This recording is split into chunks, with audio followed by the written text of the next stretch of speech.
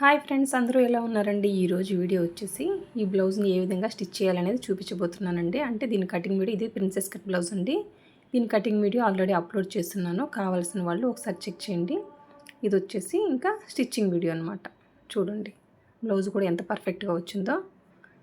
దీన్ని ఏ విధంగా స్టిచ్ చేయాలనేది నిదానంగా చూపిస్తాను, చూసేయండి. అంటే కటింగ్తో పాటు స్టిచ్చింగ్ వీడియో చూస్తేనే అండి ప్రిన్సెస్ కట్ బ్లౌజ్ అనేది పర్ఫెక్ట్గా సెట్ అవుతుంది. ఊరికే కటింగ్ వీడియో చూసేసి మీ అంతటి మీరుగా కుట్టుకుంటే కుదరదనమాట. ఓకేనండి. పైపింగ్ కూడా చూడండి ఎంత సన్నగా వచ్చిందో. ఫిట్టింగ్ కూడా చాలా అంటే చాలా పర్ఫెక్ట్గా వచ్చిందండి. ఇంకొచ్చేసి చూడండి హ్యాండ్స్ కూడాను మోడల్ హ్యాండ్ అడిగారండి ఈ కస్టమరు. అందుకనేసి ఈ విధంగా హోల్స్ పెట్టేసి నేను బటన్స్ కుట్టేశాను అనమాట. చూడండి ఫస్ట్ వచ్చేసి బ్యాక్ పార్ట్ని స్టిచ్ చేద్దామండి. ఫస్ట్ వచ్చేసి బ్యాక్ పార్ట్ అండి. ఒక 1 ఇంచ్ వెడల్పుతోటి స్ట్రైట్ పీస్ తీసుకున్నాను. ఫస్ట్ వచ్చేసి నడుము పట్టి కుడుతున్నానండి. పై వైపుని ఈ విధంగా పెట్టేసుకుని నిదానంగా ఒక పాదం గ్యాప్ తోటి కుట్టుకుంటూ రావాలండి. చూడండి బ్లౌజ్ని స్టిచ్ చేసే విధానం ఇదేనండి. చూడండి ఈ విధంగా పాదం గ్యాప్ తోటి నిదానంగా కుట్టుకుంటూ రావడమే. నేను చాలా నిదానంగా చూపిస్తున్నాను చూడండి. ఆల్రెడీ ఒక కామెంట్ రూపంలో తెలియజేశారు స్టిచ్చింగ్ వీడియోలు కొంచెం నిదానంగా చూపించమని. అందుకోసమే ఇక్కడ చూడండి ఒక పాదం గ్యాప్తో కుట్టిన తర్వాత మళ్ళీ పైనుంచి ఒక అన కుట్టేసుకుంటున్నానండి. ఓకేనా. కింద కూరపాటు కానప్పుడు వచ్చేసి కూరపాటు కాబట్టి నేనేం ఫోల్డ్ చేయలేదండి. కూరపాటు కాకుండా కట్ చేసి ఉంటాం కదా, అలా అయితే ఫోల్డ్ చేయండి. ఓకేనా.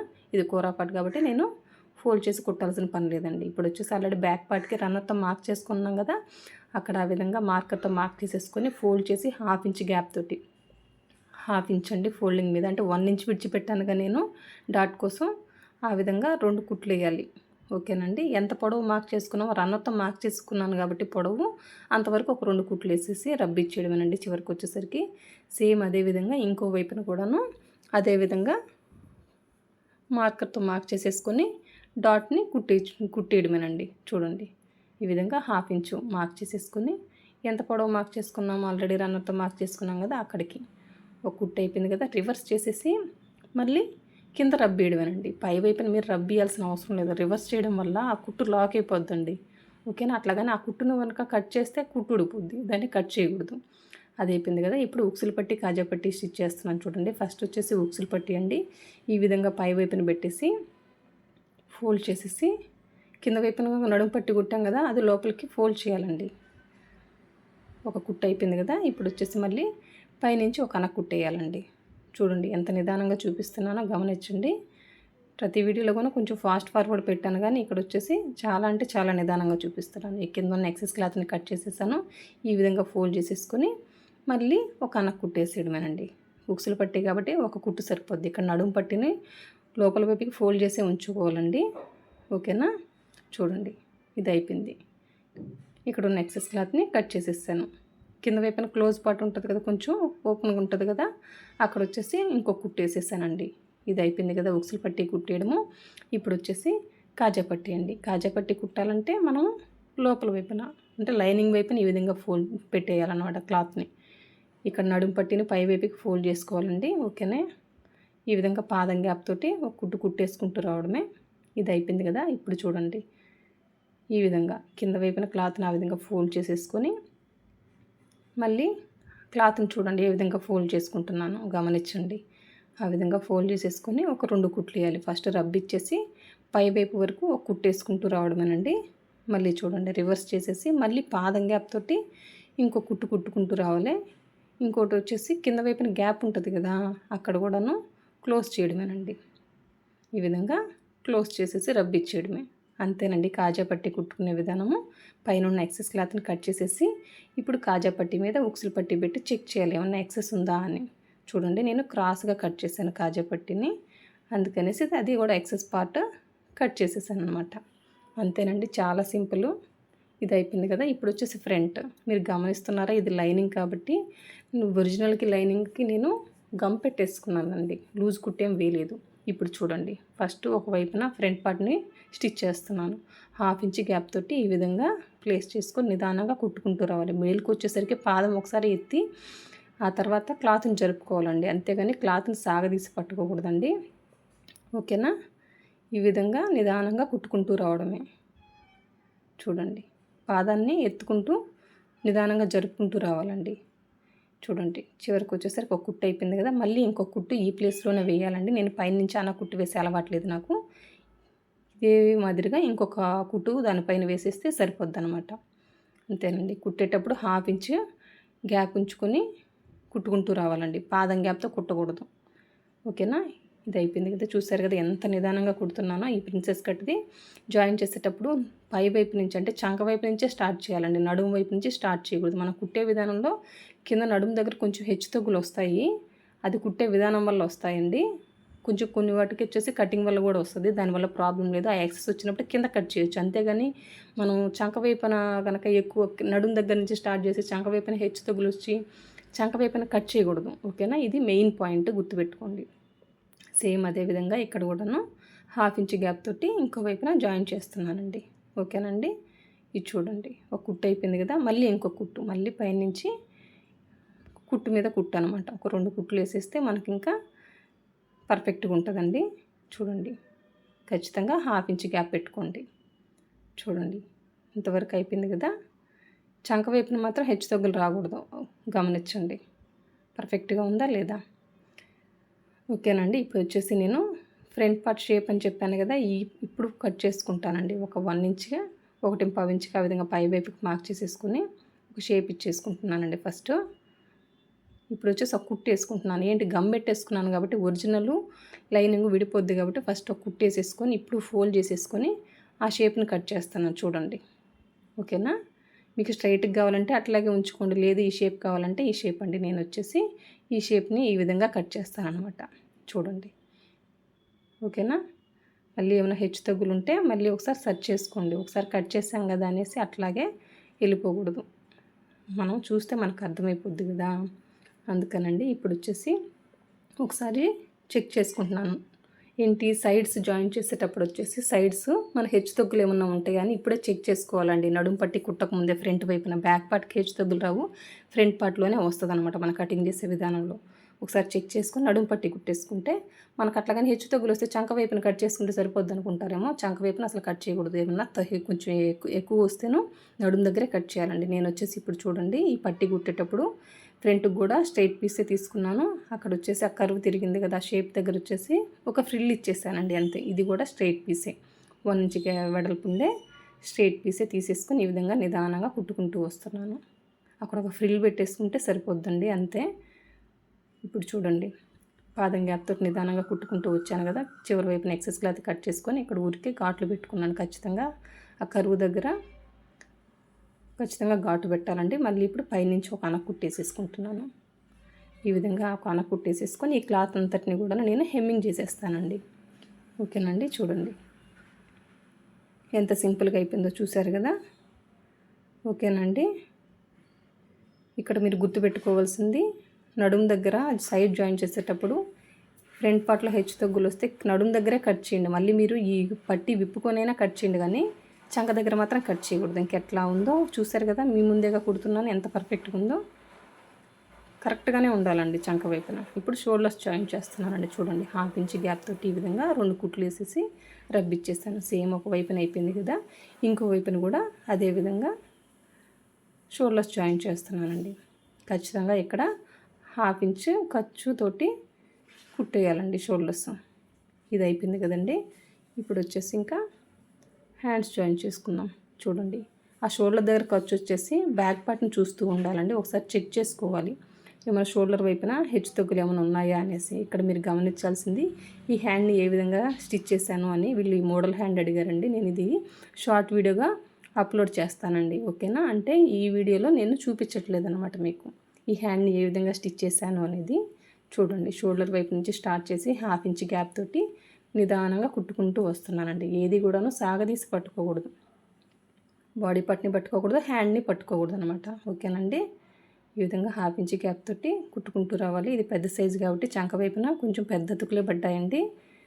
నేను ఆల్రెడీ అది కుట్టేసుకుని ఉన్నాను, కొంచెం ఎక్సెసే పెట్టేస్తానండి.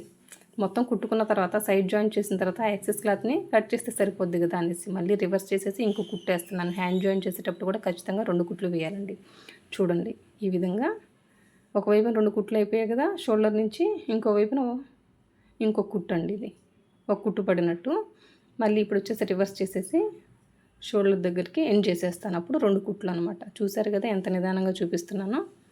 అంతేనండి, నేనైతే స్టిచ్చింగ్ చేసే పద్ధతి ఇదే. మీరు కూడా ఇట్లాగే నిదానంగా అలవాటు చేసుకోండి. మెయిన్ ఫినిషింగ్ కూడా అండి ఏదో కుట్టామంటే కుట్టామన్నట్టు కదా కాకుండా మొదటి నుంచి అలవాటు చేసుకుని హాఫ్ ఇంచ్ గ్యాప్ అంటే హాఫ్ ఇంచే. స్టార్టింగ్లో మేమైతే మార్క్ చేసుకునేది హాఫ్ ఇంచ్ అంటే ఎంత అని.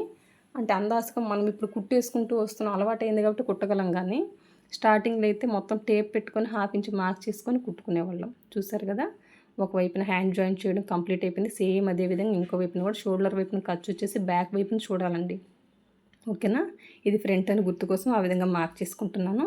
ఇప్పుడు వచ్చేసి షోల్డర్ వైపు నుంచి స్టార్ట్ చేసి నిదానంగా ఒకవైపున ఏ విధంగా అయితే హాఫ్ ఇంచ్ గ్యాప్ పెట్టుకుంటూ కుట్టుకుంటూ వచ్చామో సేమ్ అదేవిధంగా ఇంకో వైపున కూడా కుట్టుకుంటూ రావాలండి. ఇక్కడ క్యాన్వాస్ యూజ్ చేసి ఆ హ్యాండ్ కుట్టాను కదండి, అదంతా కూడాను మళ్ళీ ఒక పాదం గ్యాప్తో ఏం కుట్టనండి. నేను అక్కడ హెమ్మింగ్ చేసేస్తాను అనమాట. ఆ డైమండ్ షేప్ ఉంది కదా, వాటంతటికి కూడాను హెమ్మింగ్ చేసేస్తాను. నేను నడుము దగ్గర ఫ్రంట్ టు బ్యాక్కి కూడాను హెమ్మింగ్ చేసేస్తాను. హ్యాండ్స్ కంటే పైపింగ్ వేసేసాను కదా, అందుకనండి. అంటే ఫినిషింగ్ కూడా బాగుండాలండి. అందుకోసం నేను వచ్చేసి మళ్ళీ ఒక పాదం గ్యాప్ తోటి నేనేమి కుట్టను అనమాట. ఒక పైపింగ్కి మాత్రమే హ్యాండ్ దగ్గర మాత్రమే కుడతాను, కానీ నెక్కి పైపింగ్ వేసిన హెమ్మింగ్తోనే కుడతానండి, హెమ్మింగ్ చేస్తాను. మళ్ళీ పాదం గ్యాప్తో అయితే కుట్టనండి. చూడండి, చూసారు కదా. ఓకేనా, ఇంతవరకు అయిపోయింది కదా. మళ్ళీ ఇప్పుడు రివర్స్ చేసేసుకొని మళ్ళీ ఇంకో కుట్టు షోల్డర్ దగ్గరకు వచ్చేసి ఎండ్ చేసేస్తానండి. చూడండి, అప్పుడు హ్యాండ్ జాయిన్ చేసేయడానికి 2 కుట్లు కుట్టేసామని అర్థం. ఓకేనండి, చూడండి. అంతేనండి, హ్యాండ్ జాయిన్ చేయడం కూడా ఇంకో వైపున కూడాను కంప్లీట్ అయిపోవచ్చింది. ఇక్కడికి వచ్చేసరికి ఒక రబ్ ఇచ్చేసి ఎండ్ చేసేస్తానండి. చూసారు కదా ఎంత పర్ఫెక్ట్గా ఎంత ఈజీగా అయిపోయిందో. ప్రిన్సెస్ కట్ చాలా సింపుల్ అండి కుట్టడము. క్రాస్ కటింగ్ బ్లౌజ్ అనే టైం తీసుకుంటుంది, కానీ ప్రిన్సెస్ కట్ అయితే చాలా ఫాస్ట్గా అయిపోతుంది. ప్లస్ డబ్బులు కూడా ఎక్కువ అనమాట, మనీ కూడా మనం ఎక్కువ ఛార్జ్ చేయొచ్చు. ఓకేనండి, ఇప్పుడు చూడండి, నేను నెక్కి వచ్చేసి వైట్ కలర్ క్లాత్ తోటి పైపింగ్ వేస్తున్నాను. ఇది ఒక 2 ఇంచెస్ వెడల్పుతోటి క్రాస్ పీస్ తీసుకున్నానండి. ఓకేనా, చూడండి, ఈ విధంగా ఫోల్డ్ చేసేసుకొని ఈ విధంగా పై వైపున పెట్టుకుని ఒక పాదం గ్యాప్ తోటి కుట్టుకుంటూ రావాలండి. చూసారు కదా, గమనించండి ఏ విధంగా ప్లేస్ చేసి కుడుతున్నానండి. పైపింగ్ వేయడంలో ఈజీ పద్ధతి ఏదైనా ఉందా అంటే చాలా ఫాస్ట్గా అయిపోతుంది, పర్ఫెక్ట్ ఫినిషింగ్ ఉంటుందండి. అది ఇదేనండి. చూడండి, ఈ విధంగా పాదం గ్యాప్ తోటి ఫోల్డ్ చేసేసుకొని నిదానంగా కుట్టుకుంటూ రావడమేనండి. చూసారు కదా, పాదం గ్యాప్ తోటి కుట్టడమేనండి. మొత్తం కుట్టడం కంప్లీట్ అయిపోయిన తర్వాత ఘాట్లు పెట్టేసుకోవాలి. అంతేనండి, మీరు ఒకసారి ఈ పద్ధతి అలవాటు చేసుకోండి. పైపింగ్ వేయడము మీకు ఎంత ఫాస్ట్గా అయిపోతుందో. ఒక మెడపట్టిని మనం ఎంత టైం తీసుకుంటుందో కుట్టడానికి సేమ్ అంత టైమే తీసుకుంటుంది ఇది, అంతకంటే ఎక్కువ ఏం టైం తీసుకోదు. ఓకేనండి, కొత్త వాళ్ళకు కూడా చాలా అంటే చాలా ఈజీగా ఉంటుందండి. పైపింగ్ వేయడం రాని వాళ్ళు ఈ పద్ధతిని అలవాటు చేసుకోండి, చాలా ఫాస్ట్గా కుట్టేస్తారు. ఇప్పుడు చెప్పాను కదా, హ్యాండ్కి వచ్చేసి పాదం గ్యాప్తో కుట్టాను, కానీ పైపింగ్ వేసేటప్పుడు నెక్కి వచ్చేసి నేను హెమ్మింగ్ చేసేస్తానండి. చూడండి, మొత్తం ఈ విధంగా కుట్టేసిన తర్వాత మొత్తం ఘాట్లు పెట్టుకోవాలండి. మొత్తం ఘాట్లు పెట్టేసుకుని ఇప్పుడు థ్రెడ్ని ఉపయోగించి ఈ విధంగా ఫోల్డ్ చేసి కుడతాననేది చూడండి. ఇక్కడ చూడండి, థ్రెడ్ని ఆ విధంగా ప్లేస్ చేసేసి చూడండి ఆ విధంగా ఫోల్డ్ చేసేయాలన్నమాట. ఓకేనా, ఇప్పుడు స్టార్టింగ్ ఒక రబ్ ఇచ్చేసి ఇప్పుడు చూడండి నిదానంగా ఆ వైట్ కలర్ క్లాత్ ఉంది కదా, దాన్ని లూజ్గా పట్టుకోకూడదు. ప్లస్ ఆ థ్రెడ్ని కూడా లూజ్గా పట్టుకోకూడదండి. ఈ రెండింటిని స్టిఫ్గా పట్టుకొని ఎక్కడ లూజ్ లేకుండా సర్దుకుంటూ కుట్టుకుంటూ రావడం. కుట్టేసేసామనుకోండి పర్ఫెక్ట్ ఉంటుందండి మనకు పైపింగ్. ఇది వచ్చేసి 12 నెంబర్ థ్రెడ్ అండి. ఓకేనా, 12 నెంబర్ థ్రెడ్ యూజ్ చేయడం వల్ల ఏంటంటే మనకి డబల్ పాదంతోనే కుట్టేయచ్చండి. సింగిల్ పాదం మార్చాల్సిన పని లేదు. అంటే చిన్న మిషన్ ఉండే వాళ్ళకి కూడా ఈ పద్ధతిలో కుట్టుకోవచ్చు అనమాట. ఓకేనండి, నాకు చిన్న మిషన్ ఉన్నప్పుడు వచ్చేసి నేను ఈ థ్రెడ్ని యూజ్ చేశాను కాబట్టి పర్ఫెక్ట్గా వచ్చేది. ఇప్పుడు వచ్చేసి అదే థ్రెడ్ని యూజ్ చేస్తున్నాను. ఈ మిషన్కి సింగిల్ పాదం ఉంటుంది, చిన్న మిషన్స్కి వచ్చేసి సింగిల్ పాదం ఉండదండి, అందుకని చెప్తున్నాను. అట్లాంటి వాళ్ళు కూడాను ఈ నెంబర్ థ్రెడ్ని యూజ్ చేసి పైపింగ్ పర్ఫెక్ట్గా వేసుకోవచ్చు. అంతేనండి, ఎంత ఈజీగా థ్రెడ్ని ఉపయోగించి పైపింగ్ వేసాననేది మీరు చూసారు కదా. మీరు కూడా ఒకసారి ట్రై చేయండి. ఫస్ట్ వచ్చేసి ఒక నార్మల్ క్లాత్ మీదైనా ఈ విధంగా ప్లేస్ చేసి ట్రై చేయండి, మీకే అర్థమవుతుందండి. ఓకేనా, ఇది మొత్తం కుట్టడం కంప్లీట్ అయిపోయిన తర్వాత చివరికి వచ్చేసేసి థ్రెడ్ని కట్ చేస్తాను. అక్కడ కూడా చూడండి ఆ క్లాత్ని ఏ విధంగా ఫోల్డ్ చేస్తాను అనేది చివరికి వచ్చేసరికి అది కూడా ఒకసారి గమనించండి. చివరికి వచ్చేసరికి ఎక్సెస్ ఉంటే క్లాత్ మరి ఎక్కువ ఉంటే అది కట్ చేశాను. ఆ థ్రెడ్ని కూడా కట్ చేసి లోపలికి ఫోల్డ్ చేసేసి ఒక రబ్ ఇచ్చానండి. అంతే, ఎంతో సింపుల్గా అయిపోయిందండి. ఇది అయిపోయింది కదా. ఇప్పుడు వచ్చేసి నడుము కొంత 4వ భాగం ఎంత ఫ్రంట్ వైపుకి అనేది ఇప్పుడు మార్క్ చేసుకుంటున్నానండి. ఇది కుట్టిన తర్వాత మాత్రమే మార్క్ చేసుకోవాలి.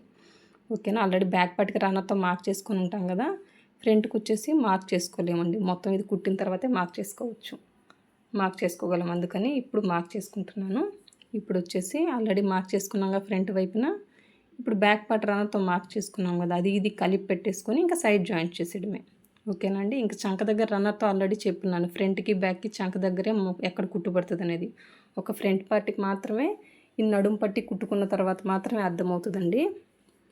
అందుకోసం ఇక్కడ చూడండి, ఇవన్నీ మార్కింగ్లు అనమాట. చంక దగ్గర మార్కింగ్లు ప్లస్ బ్యాక్ సైడ్ మార్కింగ్లు మార్క్ చేసుకుంటున్నా. చూడండి, ఈ విధంగా ప్లేస్ చేసేసుకొని ఇంకా కుట్టడం స్టార్ట్ చేస్తున్నానండి. చంక దగ్గర ఆల్రెడీ చెప్పాను కదా ఎక్కడ కుట్టు పడుతుందని, అక్కడ ఒక పిన్ పెట్టేసుకొని ఇంకా స్ట్రైట్గా ఒక లైన్ అయినా డ్రా చేసుకోండి, లేకపోతే మీ ఇష్టం అండి. మామూలుగా మీరు కుట్టగలుగుతానంటే అట్లాగే స్ట్రైట్గా కుట్టేసేయండి. అక్కడ పిన్ రిమూవ్ చేసేసుకొని ఇంకా హ్యాండ్ లూజ్ మార్క్ చేసేసుకుంటున్నానండి. హ్యాండ్ లూజ్ని వచ్చేసి మార్క్ చేసేసుకొని మళ్ళీ ఒకసారి చెక్ చేసుకుంటున్నాను చంక రౌండ్ ఏమైనా ఎక్కువ తక్కువ అని. ఎందుకు చెక్ చేసుకోవాలి అంటేను, మనం కుట్టే డాట్ ఉంటుంది కదండి, దాన్ని ఏమన్నా అంటే సైడ్ ఫ్రంట్కి జాయిన్ చేస్తాం కదా, ఎక్కువ తక్కువ పట్టినప్పుడు కొంచెం పెరిగే ఛాన్స్ ఉంటుంది కదా, ఒక గీత 2 గీతలు. అందుకని ఇవన్నీ ముందు చెక్ చేసుకోవాలండి. ఓకేనా. అందుకోసమనండి మళ్ళీ చెక్ చేసుకుంటున్నానండి, ఏమన్నా నడుము కొలత ఎక్కువ తక్కువ వచ్చిందని. నాకైతే కరెక్ట్గా వచ్చింది కాబట్టి ఏ మార్పు లేదనమాట. సేమ్ అదేవిధంగా మళ్ళీ సైడ్ జాయిన్ చేసేస్తాను. ఒక కుట్టు అయిపోయింది కదా, ఒకవైపున వచ్చేసి ఒక 4 కుట్లు లేదా 3 కుట్లు వేస్తానండి. ఆ తర్వాత వచ్చేసి సైడ్ ఉన్న ఎక్సెస్ క్లాత్ని కట్ చేసేస్తానమాట. చూడండి, ఇంతేనండి. సైడ్ జాయిన్ చేయడం కూడా చాలా సింపుల్. నా మెథడ్లో కనుక మీరు క్రాస్ కటింగ్ కానివ్వండి, ప్రిన్సెస్ కట్ కానివ్వండి, ఒకసారి ట్రై చేసి చూడండి, మీకే అర్థమవుతుంది. స్టిచ్చింగ్ కూడా చాలా ఈజీగా ఉంటుందండి. సైడ్ వచ్చేసి హెచ్చు తగ్గులు ఉండవు, చంక దగ్గర కూడా ప్లస్ గుర్తు పర్ఫెక్ట్గా ఉంటుందండి, అందులో ఏ డౌట్ ఉండదు. అందుకోసమే పర్టికులర్గా చెప్తున్నారు. ఒకసారి ప్రీవియస్ వీడియోలు కూడా చూడండి, ఏ విధంగా స్టిచ్ చేశాను క్రాస్ కటింగ్ బ్లౌజులు అనేది కూడాను. ఇక్కడ చూడండి, ఒక వైపున వచ్చేసి మనము సైడ్ జాయిన్ చేసాం కదా, సేమ్ అదే విధంగా ఇంకో వైపున కూడా సైడ్ జాయిన్ చేస్తున్నాను. ఇక్కడ చూసారు కదా, ఫ్రంట్కి బ్యాక్కి కలిపి చంక దగ్గర ఆ విధంగా పిన్ పెట్టేసుకున్నాను. అంటే ఇప్పుడు మనకు ప్లస్ గుర్తు పర్ఫెక్ట్గా వస్తుందండి.